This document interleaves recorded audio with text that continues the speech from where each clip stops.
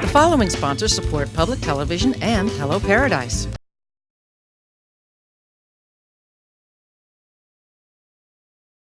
You can't touch this.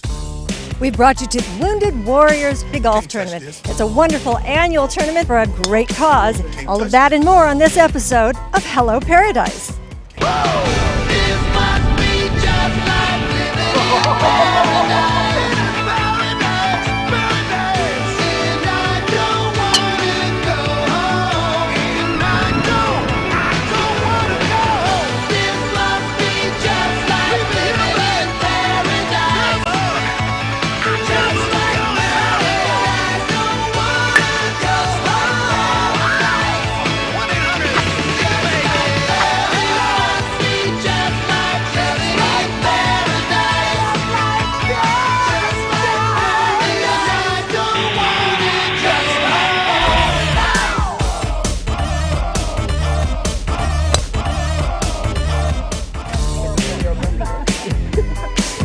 Touch this.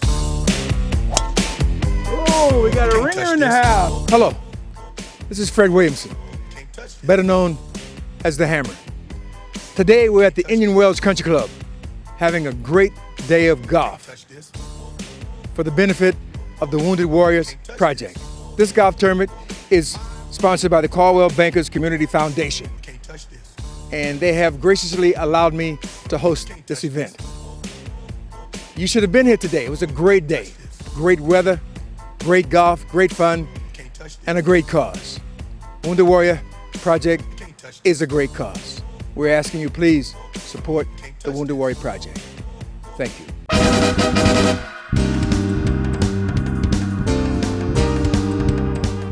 Thank you. Thank you for that. Well, here we are. It's a good day to be here. It's a good day for the purpose that we are here. We are here for the Wounded Warrior Project. And what's really great about that is that it's starting to get more world recognition. People are now starting to understand what the Wounded Warrior Project is all about. So I want to thank you for coming out. So let's go have a good time.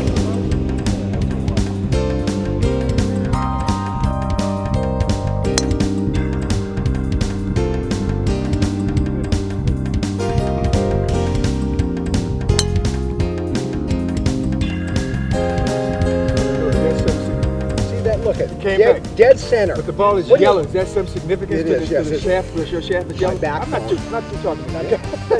The ball came all the way back, hit the tree, and came right. Ball traveled 50 yards. That's the best I've got. I hope it's better with this beautiful club that you have. Oh! I was gonna do a fake one. Oh! You got a ball that matches your outfit too. Oh! Very nice. Okay. Nice. Way to go! Oh! Yes. Oh, you good! You good! You good! Easter eggs in the bushes? What you looking for? The ball is only 10 yards off the tee. What's he doing here?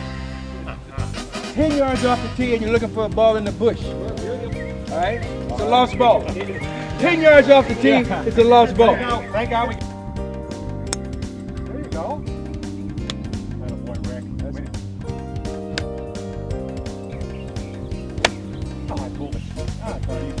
You guys let the littlest guy get on the green. Yeah.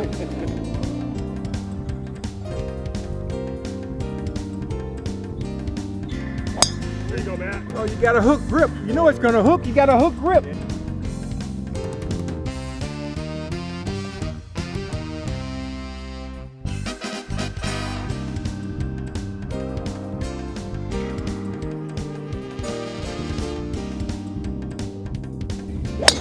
Holy moly! Oh!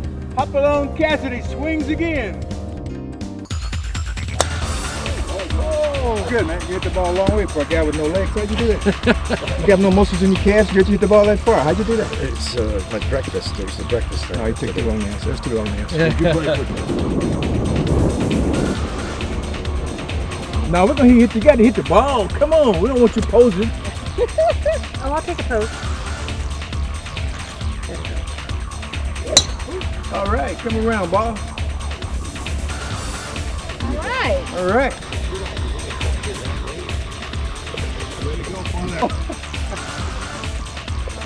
Way to go. All right, let's get a team shot here. All right, look tough. Look tough, guys. Look left here. Just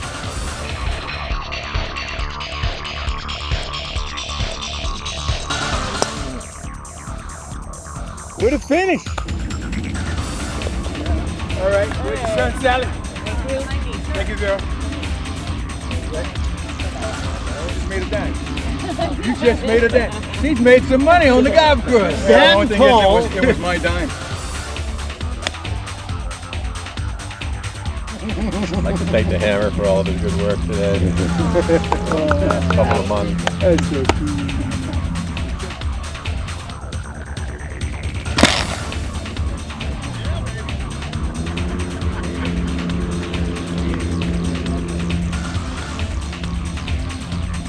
If it went on that side, it would have ricocheted into the hole.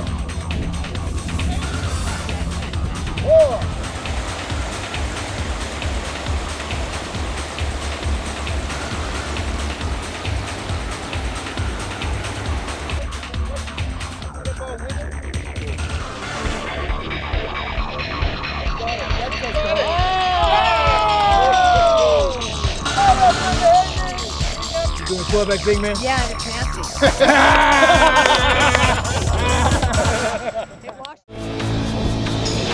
There are a lot of interesting people to talk to out here. Check out this next featured interview.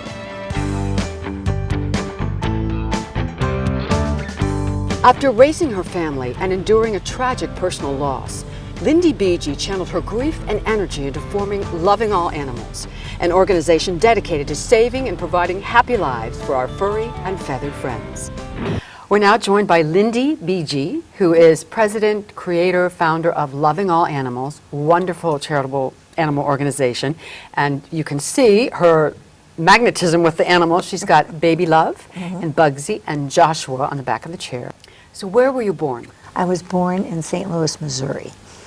And you, as I understand it, animals were a part of your life from a very young age. I was completely, totally raised on a farm, yes, yes. And tell me a little bit about your mother would rescue animals that couldn't go to auction. Tell me more Right, about that. well, where we lived a good part of my youth was there was a slaughterhouse down the road, not very far, and next to the slaughterhouse was an auction place. And in the old days, all the farmers on the weekend would bring animals to auction. Well, real often, some of the animals they brought weren't very healthy, old, sick, injured, and so they couldn't actually stand up and go into the ring, so they never ever were auctioned off.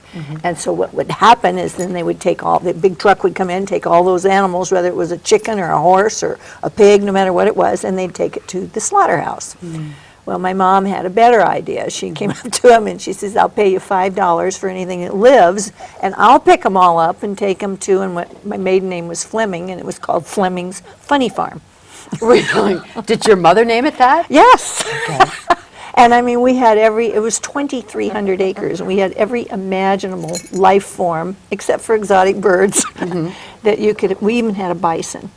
And my mom was, and she was not really a vet, but she probably saved more animal lives than most vets do in their career. Now, I have to ask you a little bit about your granddaughter, because that was part of what led to Loving All Animals, right? Yes. September 24th, 2007, my just turned 17-year-old granddaughter went to school on a Monday morning and never came back. She lived with me. She came to live with me when she was 15. And she was in a car accident right after school. Got out of school at 3:20, was dead at 3:40. So sad. And that, like I say, I have a charmed life, but it was all evened up there. That was the lowest of low of low. And that's when I kind of decided I really better either go drown myself in the pond or get up and get going, because I was so depressed. And that's when Loving All Animals was started. So you decided to challenge your grief and your energy into that. And it's so true that if you start thinking about other people's problems, yours kind of siphon away. What are all of the things that Loving All Animals does? I know you have you do a lot of different things. We have actually 9 different programs, and I think the easiest way to describe what Loving All Animals is we will do absolutely anything that will get us closer to the point where there is no need to euthanize, and it's really, euthanize is it's a dumb word because we kill animals, and we kill animals as a form of population control. And so what Loving All, we do spay and neuter, we do trap, neuter, and return for cats. We have a huge adoption event once a year where we have 30 different shelters come together with over 500 animals for adoption. We have a limo that was donated to us, and we take that limo to we take people in the limo and take them to the shelters. Thanks, sweetie. Thanks, sweetie bud. So we do anything that works towards being a no-kill Coachella Valley, and that's who we are, and we're doing a great job. We're raising the bar on shelter animals. Instead of it being chic to say you have a $5,000 poodle, it's now chic to say, hey, I have this beautiful rescue dog. Right. Naturally, these were all dogs that were lined up to die. This one, everybody could see she has no eyes. Poor thing. Yeah. See, I have absolutely no eyeballs, but she isn't focused on that. She's focused on all the love around her. So she doesn't see, but she sees everything. Do you have a philosophy of life, something that gets you through tough times? Yeah, the reason we do this is to see animals like this alive and happy, and it's even better when you see kids grinning from ear to ear and saying a name when they don't really ever talk, and they can know the dog's name or the bird's name, but they can't say hello, but they can say a name of an animal. Yeah. To see people adopt these animals and send us email after email and picture after picture of how this animal changed their life. If people knew better, they'd do better, and the more we can spread the word about what the animals need. You know, our world has so many problems with no solutions. Yeah. Or the solutions are so controversial that it's terrible. With killing of animals, it's not controversial. She can't see you, silly. She can't, get up there. Well, you do such wonderful work, Lindy thank Beachy. you. Thank you so much. Thank you. Thank you. Thank you, thank you. That was a great piece. I really loved that. And now you're going to like this upcoming piece, Eat, Drink, and Be Merry. Hello, I'm Danny Riccio here at Riccio's Restaurant in Palm Springs. Today we're going to do risotto porcini mushrooms. We're going to start off with heating our pan up with a little olive oil. And as that's heating up, I'll tell you about our porcini mushrooms. These are dried, and you want to bring it up to life to make it soft and all. You want to soak it in lukewarm water to make it soft. Half a pound of risotto here, and some butter, some chopped onions, which we are going to brown very lightly. Always use a wooden spoon. Just getting a little bit brown there. And a little butter. And just as that melts, I want to add in our risotto. Again, stirring it up. And then we're going to add in some white wine. We're going to let it reduce a little bit. Now, when you put chicken stock in, the best thing to do is bring it up to boil first to add it into your risotto. You want to put cold or room temperature chicken stock in your risotto. One of the reasons is you're going to bring the temperature down and you're going to ruin the consistency of cooking the risotto. So we're going to add some salt. This is our kosher salt that we're going to add. We're going to bring that up to a boil and let it evaporate. We don't want the risotto to stick to the pot, so you need to stir it constantly. This takes about 5 to 7 minutes to prepare. So what I'm going to do is add a little garlic, our mushrooms, bring it down to a low flame, a little salt, pepper, a little white wine,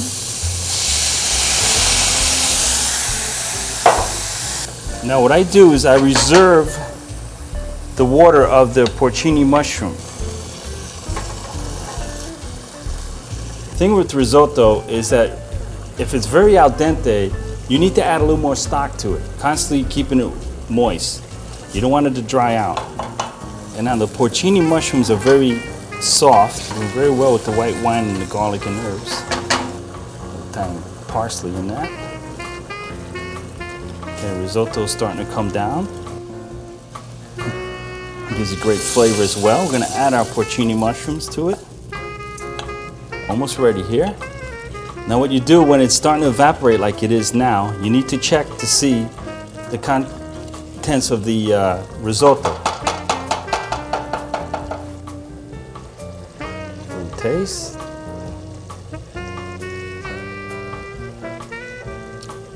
Almost there. Okay, this is ready. Add this to our bowl here. See, it's not runny. We'll serve this with a little bit of fresh grated Parmesan cheese. And the kids love this dish. Parsley. Risotto porcini at Ricchio's here in Palm Springs. Please come and see us. Ciao. Well, that was an interesting piece. Now let's take a look at our Desert Cities report.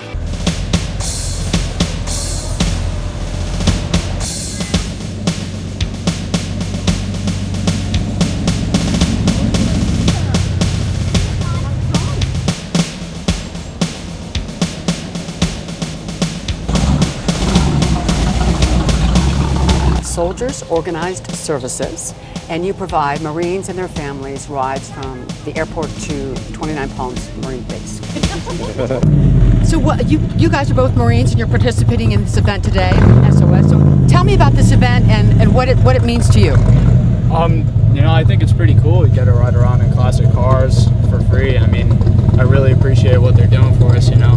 How about you, Shaq? They're just trying to help us out, like, because we're in kind of the middle of nowhere, and with like junior Marines, like we don't have any like rides. We don't have enough money to buy cars, so they're bringing like all these cars in, and like most of these drivers, like they take it out of their own time and like pick us up from the base and drive us here in town. And I think that's really cool.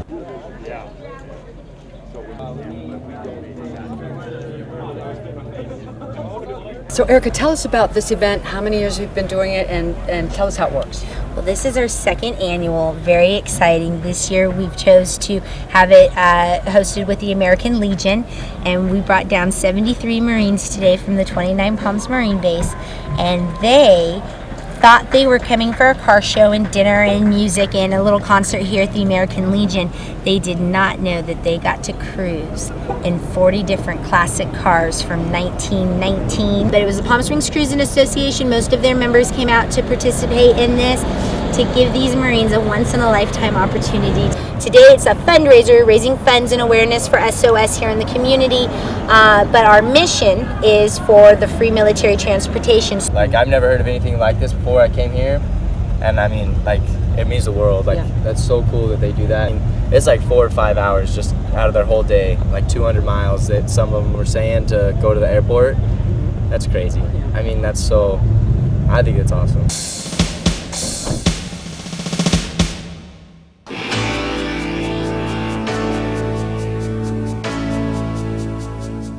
So now we're taking you somewhere for a getaway.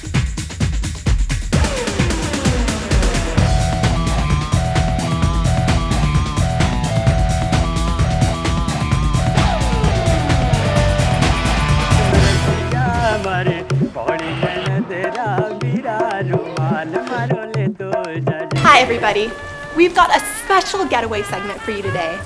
We are going to take you halfway around the world without even having to leave downtown Palm Springs. Impossible, you might say? Well, just follow me. This is the City Tree, and it's located in the Henry Frank Arcade, just set back a bit from Palm Canyon Drive in downtown Palm Springs. But once you enter through its doors, you'll swear you're in India.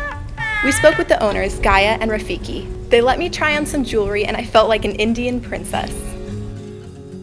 I'm Gaia, G-A-Y-A, it's a short form for my name, and I'm from the northern part of India, from Punjab, and I grew up in Simla, which is also way up in the Himalayas, and in a British boarding school. My name is Rafiki. I'm from my full name is Arshad Rafiki, and I was born in Kashmir, northern part of India, the most beautiful part of India. I was in dental surgery.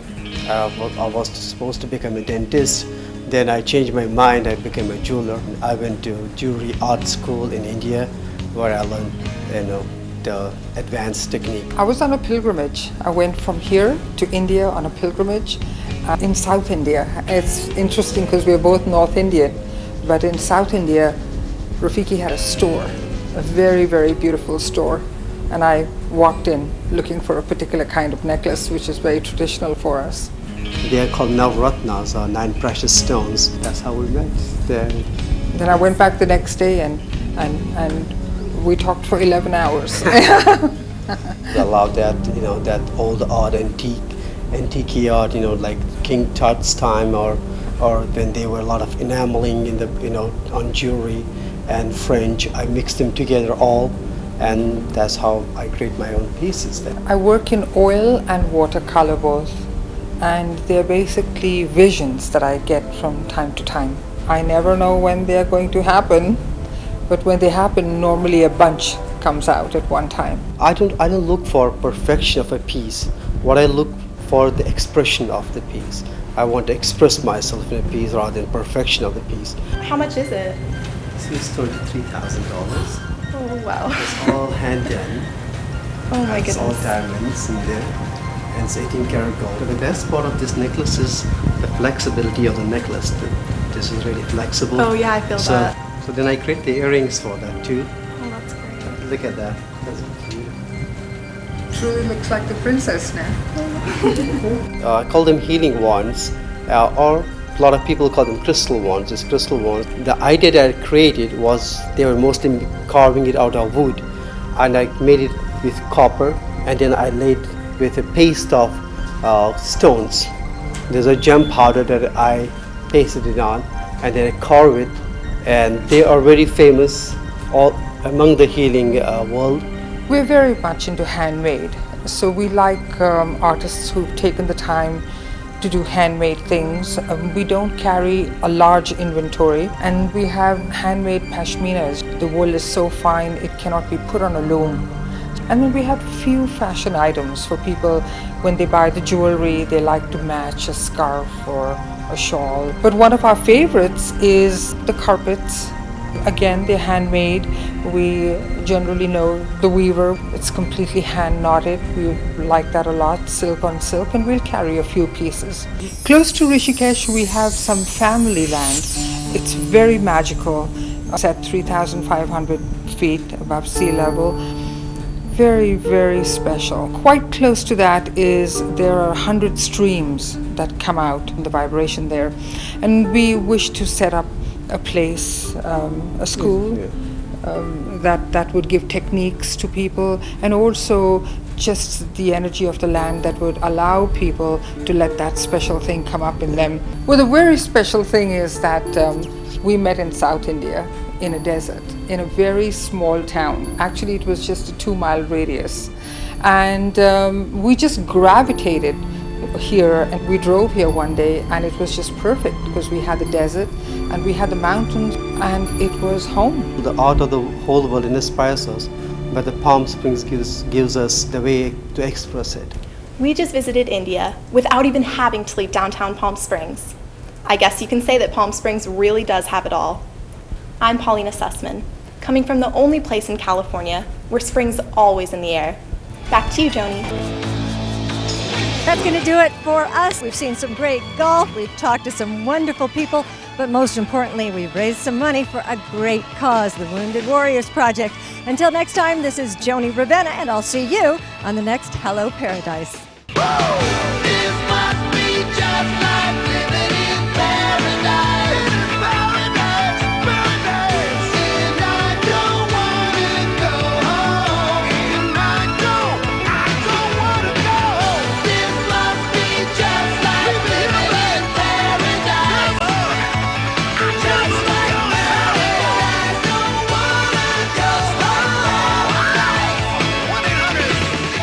Joni's hair provided by Heads Up Hair Design, located at 460 South Palm Canyon Drive in Palm Springs.